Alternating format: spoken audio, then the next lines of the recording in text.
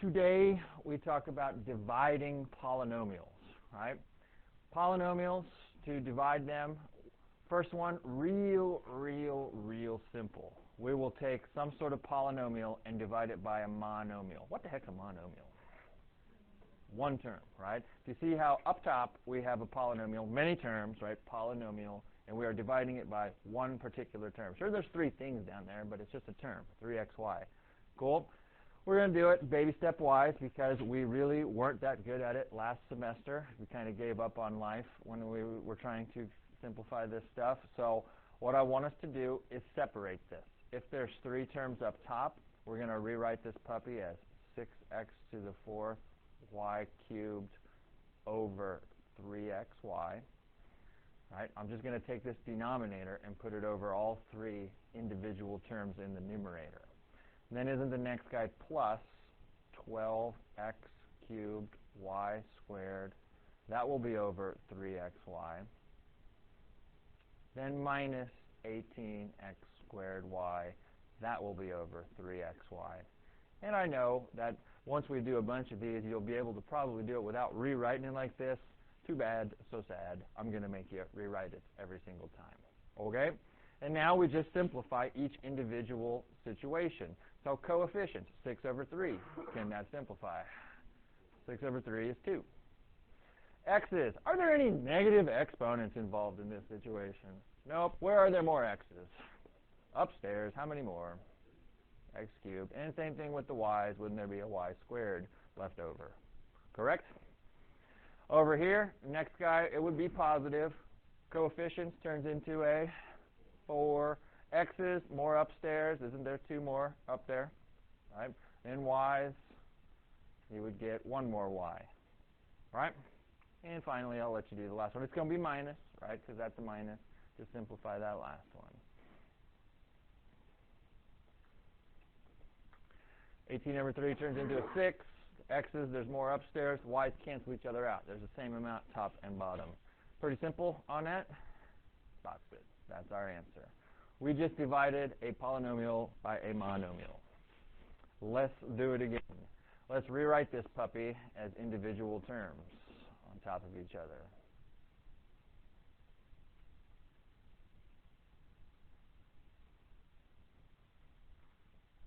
And I'll tell you, even with all the experience that I have, it's easier after you do this. It's of course a pain in the butt to rewrite the whole thing, you know. I know you don't like it, but once you've done it, it makes doing this process a piece of cake.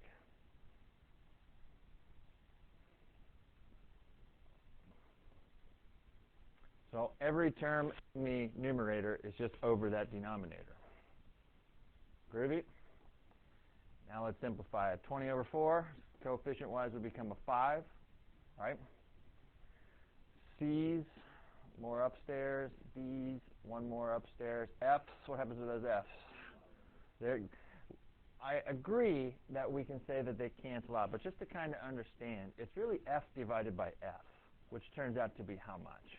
It's 1, right? So we put a 1 here, and then you take 1 times 5. It's kind of like there's nothing there, but there's really a 1 there. You with me on that? All right. Next one, minus, and then there's a 4. When you do the coefficients, the C's cancel each other out to be 1. The D's cancel each other out to be 1. And don't you have 1 more F upstairs than you do downstairs? And that leads us into the last thing, right? If you use that concept of they cancel each other out, a lot of people would put nothing for the next thing. But don't the 4's cancel, the C's cancel, the D's, the F's cancel? What's really left right there? There's plus 1, because it all divides out to be 1. It's like 5 over 5, which is 1. You with me on that concept? And then we box it. Next. Ooh, doesn't look like a division problem at all.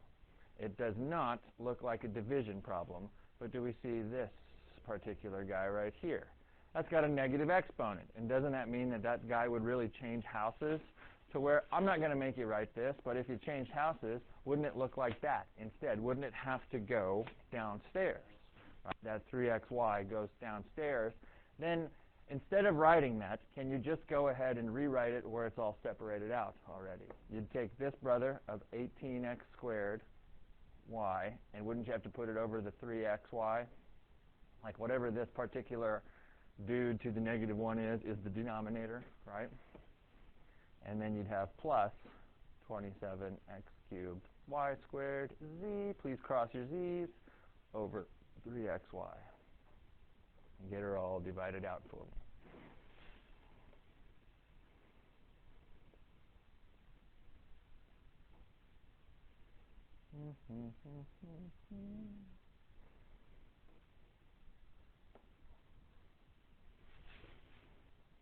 One more. So on this next one here, they want us to divide by this monomial. I think it's a wise idea to put this over 3ab squared underneath every single term. So 3ab squared, 3ab squared, and we'll just go one term at a time here. So the 3 divided by 3 cancels out. I'm going to start with a fraction bar. I got more a's upstairs than I do downstairs, so there's one more a upstairs, and here with the b's, there's one more b downstairs, so that's a over b, minus, start with a fraction bar, 6 over 3 is 2 over 1, and the a's, same amount up and down, so they cancel out, and we've got more b's downstairs, because there's 2 of them down there, so we'll do that, plus, start with the fraction bar, the 5/3, that doesn't reduce, so we'll just put 5/3, same amount of a's up and down, same amount of b's up and down. You got b squared over b squared. So it all cleaned up to be this. And that's quite honestly pretty simple because we were dividing by a monomial each time. One term, no addition, subtraction, or equal signs in between. So that's a one-term monomial. Next we'll divide by a binomial, but before we do that, we need a little bit of a refresher of how to do long division. So if you wanted to take 107 divided by 3 and you were going to do it old school long division style, you'd set it up with this cool little fancy schmancy bracket, and you'd see how many times 3 goes into 1. Well, 3 is actually bigger than 1, so you have to move to the next guy and see how many times does 3 go into 10. Well, you do 3, 6, 9, so it goes in there 3 times. And then you'd multiply these two together and get yourself a 9, and you end up subtracting that away. Sorry for the pen drag. Subtracting that away, and 10 minus 9 is 1. Then you bring that 7 down, and you repeat the process. You see how many times does 3 go into 17 evenly. Well, it could go in there 5 times, and you take the 5 times the 3, and you get yourself 15. And you subtract, and you get a 2, and there's nothing to come down anymore. So what this dude here was called was the remainder. So the guy up here, the 35, that's called the quotient, and you get a remainder of 2. Well, what we'd really call that is 35 and 2/3, because since we were dividing by 3 in this case, it's like you always put your remainder over what you were dividing by. So that's a little bit of a refresher of how to do long division. So when we go to this problem here, because we're dividing by a binomial this time and not a monomial, we'll have to do that with some long division. Division trick in the world to how to take a polynomial divided by a binomial. But first we got to crawl before we can walk. So here's how we'll set it up. We will say x minus 5 is what we're dividing by, and then we put this cool division symbol. It's not a radical, it's a division symbol. And then x squared plus 3x minus 40 goes underneath there. We don't really care about this minus 5 part at all. We really just care about this first guy right here. It must be a variable. It must be the variable. We'll see some tricky stuff coming up. But we want to take and see how many times does x go into x squared. If you took x squared and divided it by x, what would you get? Like if I wrote it like this for you, x squared divided by x, what would you get? X. That goes right here. Cool. X goes right there. Then we multiply. We want to take x times x, and what would you get? X squared. Now I want to show you something weird. X squared. Then we multiply x times negative 5, and we get what? Negative 5x. We're just going to multiply those out. But the thing says you're supposed to subtract these from each other, right? So what ends up happening, just watch me for a second, is you have to subtract away this entire situation when you're doing the long division. And that's difficult for people to do, so what I like to do is realize that this is just like distributing a -1 through there. Doesn't that just kind of change all the signs in there? So what I realize is, if I was to start over, I'm going to multiply. I'm going to do x times x. Isn't that x squared, right? I'm going to change its sign right away, and wouldn't that be minus x squared? Then I'm going to take x times -5. Don't you get -5x? I'm going to change the sign right away, and I'm going to get plus 5x. And now I just add those together. Cool? I just add those together, and these go away. 3x plus 5x is how much? 8x. And then you just bring this minus 40 down. Awesome. It's just long division. Cool? So like to do it with a number example, if I wanted to take 3 divided by 107, don't you see how many times does 3 go into 10, right? It goes in there 3 times. You'd multiply those together and get a 9, and you'd subtract them from each other and get a 1 and a 7 right there, you know. But subtracting is pretty simple when there's only one thing happening every time. Subtracting is not that simple when you've got an x squared minus 5 in there. I want to change the signs and add them together instead. Is that all right with you? Then we do it again. We start over, and we see how many times, what's 8x divided by x? What would you get? What's 8x divided by x? 8, and it's a positive 8. And then we do the multiply opposite trick. We'll take 8 times x and get 8x, correct? Then we'll change his sign and do minus 8x. And then 8 times -5 is -40, but I want the opposite trick and put that right there. Sound all right? If I add those together, what do I get? 0. This is our remainder. That means that x minus 5 went into x squared plus 3x minus 40 evenly, right? It totally did. Is that all cool with you? So we got a remainder of 0. It says, I don't even know if it says that. Well, what we want to do is recognize what's the quotient and what's the remainder. So we will label this quotient. The quotient is x plus 8. That's this thing right here. The quotient is x plus 8. And the remainder, that's this. Then we get 0 in that situation. So that's what we're doing. Long division. That was weird. Just one example. Like I said, after about 4 or 5 of them, you'd be like, dude, this is a piece of cake, right, to do this. Is that all right for one example? Let's try again. We want to take this trinomial divided by a binomial. You need long division to do that. So we'll take x minus 3 divided by that polynomial right there. What's this for? Just be patient throughout this chapter. It's like, why do we need to do this? Patience. You know, it'll make sense someday, but we just got to crawl before we can walk. Cool on the setup, right? First dude only. You take x squared divided by x. What would you get? You would get an x out of that situation. All good? Then multiply and do the opposite. X times x is x squared, but I want the opposite of that, so negative x squared. Groovy? X times -3 is negative 3x. I want the opposite of that because I'm supposed to subtract these from each other. Good deal? Then 7x and 3x is 10x. Correct? And then the minus 30 just comes down. Nice? Next, try it. See what you get.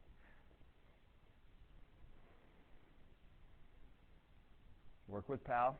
Take 10x divided by x. Put it right here. What would you put right here? Plus 10. Then we multiply and do the opposite to bring her down. So then we'll take this plus 10 times x and get 10x, but I want the opposite of that and get a minus 10x.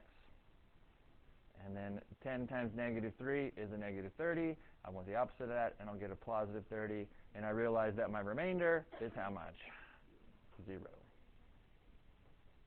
Okay? So then we got to write it out. Quotient. What's our quotient? x plus 10, and our remainder. This is how it's going to be on your homework too. Like, got to write this out. Quotient is this, remainder is that. Thumb is up. Let's try. I just had this guy side by side to where you could see that I did the long division, but now let's learn a new way. It's called synthetic division. Synthetic division takes the place of long division. Some old dude back in the day figured out a way to do all of this long division a faster way. So I just have this dude here for side by side comparison. So you don't need to have this written down. We will do synthetic division together. It's really not that bad. You know, I mean, sometimes you get a remainder, sometimes you don't. It's not that bad, but that's a lot of work, man. It's like, look at, if that's third degree. What if you had a fifth degree or seventh degree? You had to do that process like 7 times if it was a seventh degree polynomial. So here's synthetic division. What this was long division, right? Synthetic division is really, really slick. Here's what we do. If we're dividing by x minus 4, we need to realize what value of x would make this out to be 0. Because that's what all of this division process is about, is we're trying to find the zeros of this polynomial, where it crosses the x-axis at. So if we're dividing by x minus 4, could you tell me what value of x makes x minus 4 turn out to be 0? If x was 4, it's the opposite of that, right? Because this is always going to be a 1 for us when we do this. It's if that's a minus 4, we want to divide by 4, synthetically divide by 4. Let me say that again. We want to synthetically divide by 4, and we'll do it like so. So where you got room, let's just pretend that I have a little spot here. If you're down here or whatever, we're synthetically dividing by 4. Cool? Now put this cool little bracket type thing. It needs 2 lines, right? You're going to write a line of information here, and then you're going to write a line of information below it. What goes in the first line? It's all of the coefficients of this polynomial that we're dividing by. All the variables are just going to disappear, and we're going to deal with only the coefficients.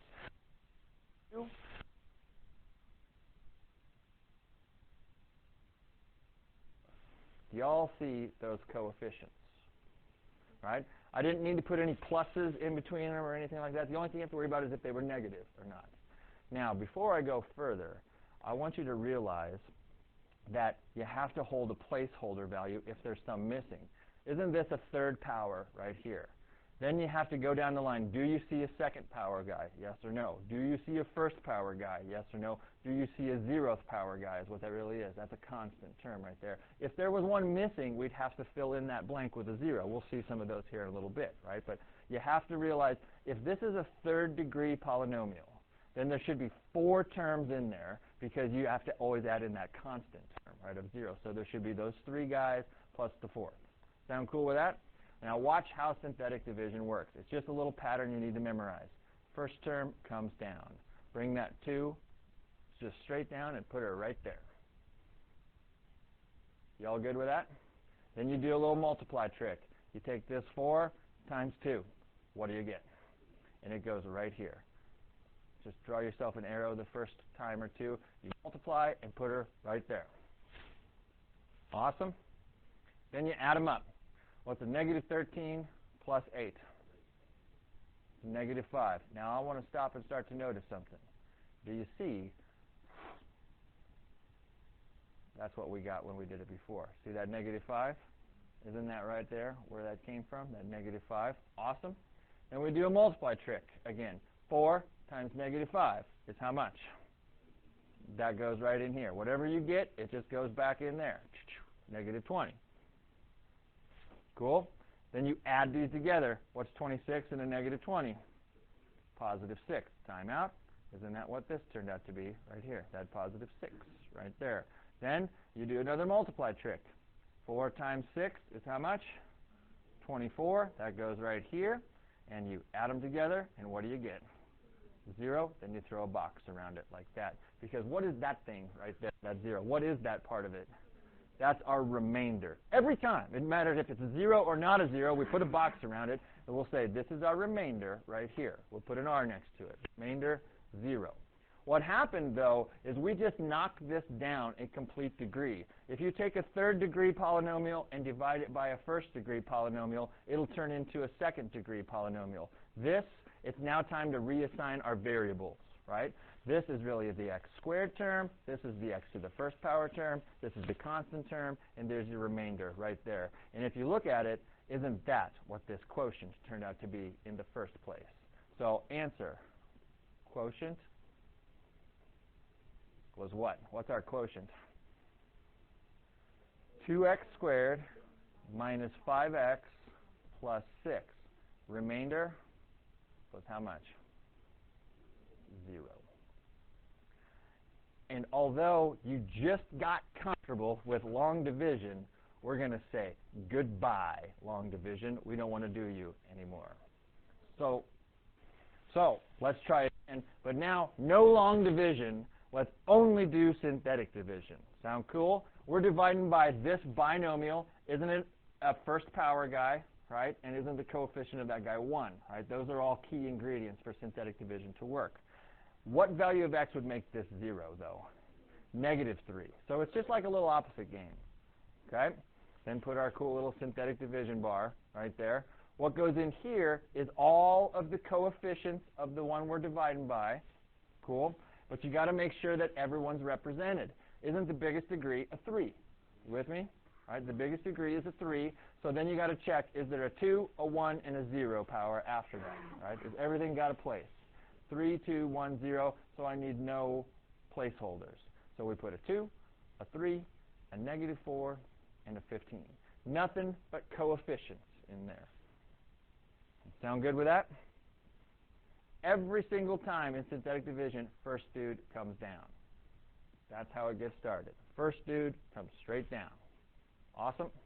Then multiply. -3 times 2 is how much? And put that right there. And add them together. What you got? What do you get? -3. Next move, multiply. -3 times -3 is 9. Put it right here. And then don't you add them together and get a 5, right?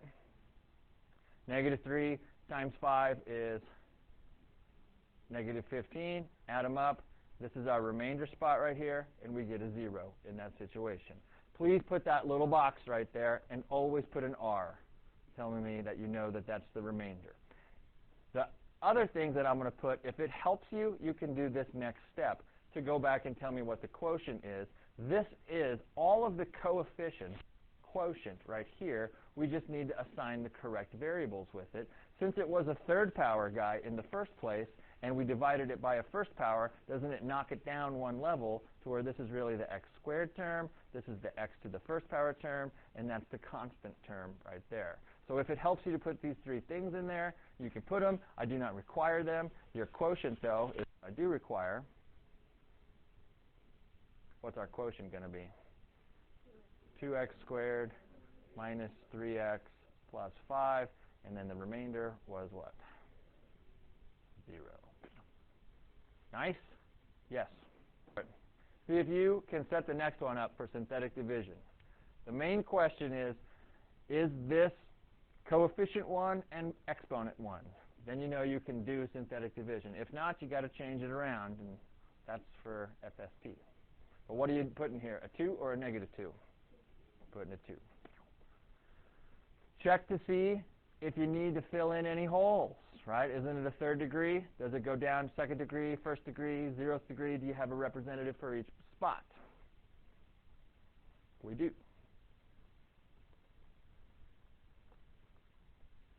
And then go ahead and do your synthetic division. The first move is put that arrow there. That guy comes down.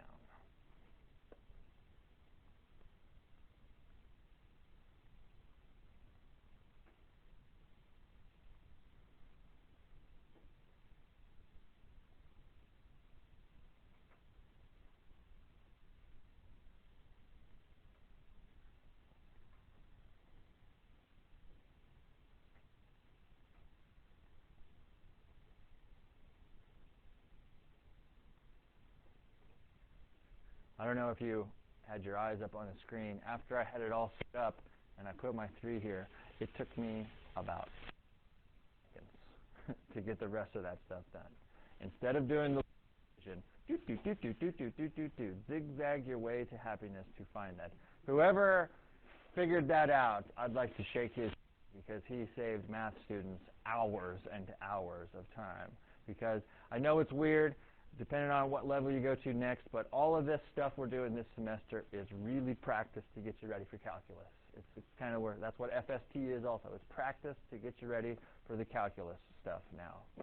Next one, let's get her done. I know a lot of you will not take calculus, so that's kind of why people are like, I don't understand why we need this. Well, maybe you don't need it.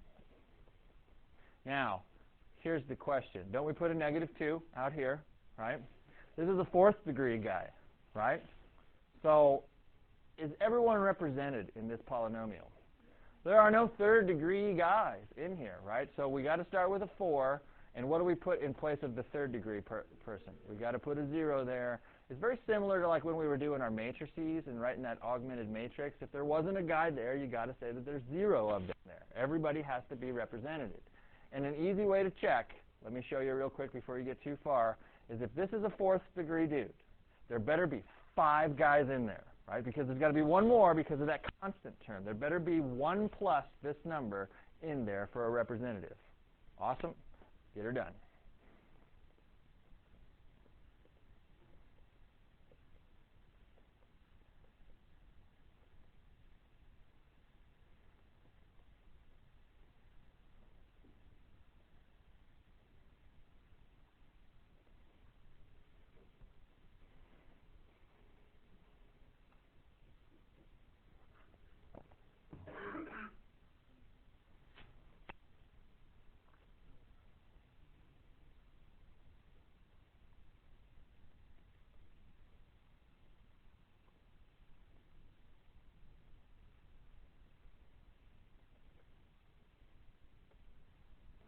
Four x what? Cubed. Because it was originally a 4th power, it just knocks it down 1, right? It's a 3rd power minus 8x squared plus 18x minus 40, and then the remainder is 92. You may, this is how I want it. That's it. That's all we got to put. You may see it written like this. If this part wasn't there, you'd say plus 92 over what? A plus 2. Like that's how a lot of times you'll see a remainder. It's like 92 over that, but we'll do it this way. Cool. Next one, if there is more. Yep, let's do her. Realize, do you need placeholders or not?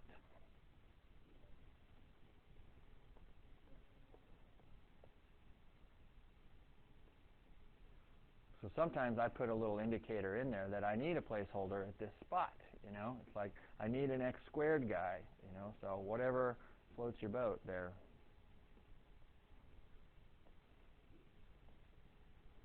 And if that's a 4th degree, I better have 5 guys in there.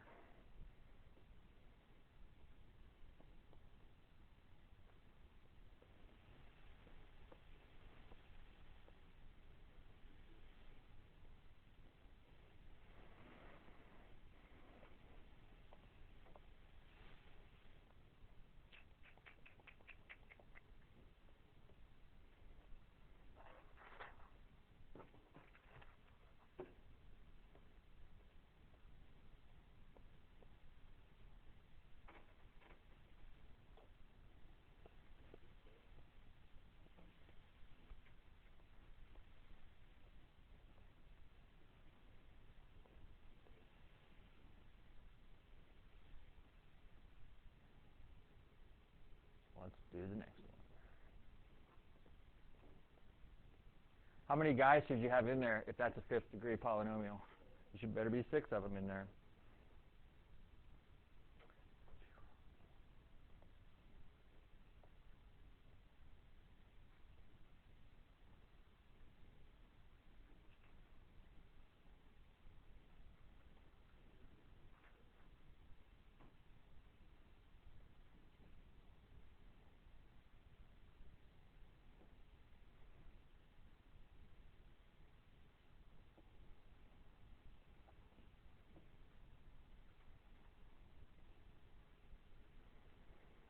Make sure you use the right variables also. A lot of people use x's all the time.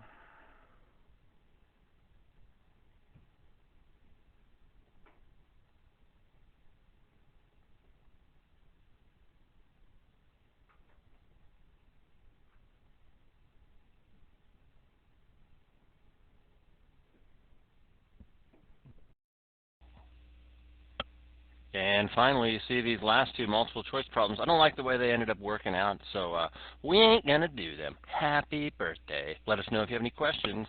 Have a good one.